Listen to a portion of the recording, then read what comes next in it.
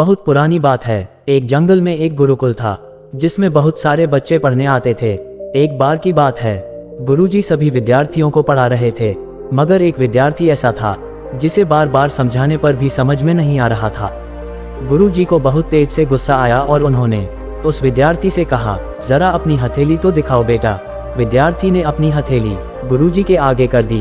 हथेली देखकर गुरुजी बोले, बेटा तुम घर चले जाओ, आश्रम में रहकर अपना समय व्यर्थ मत करो, तुम्हारे भाग्य में विद्या नहीं है। उसने पूछा, क्यों गुरुजी?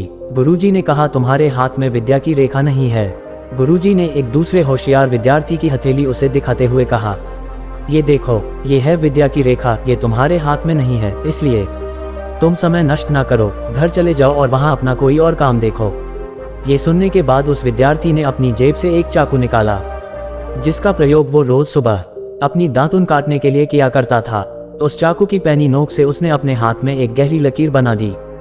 हाथ लहूलुहान हो गया। मैंने अपने हाथ में विद्या की रेखा बना ली है गुरुजी। ये देखकर गुरुजी द्रवित हो उठे और उन्होंने उस विद्यार्थी को गले से लगा लिया। गुरुजी बोले, तुम्हें विद्या सीखने से दुनिया की कोई ताकत नहीं रोक सकती। बेटा, दृढ़ निश्चय और परिश्रम हाथ की रेखाओं को ही बदल देते हैं। दोस्तों, क्या आप जानते हैं विद्यार्थी कौन था?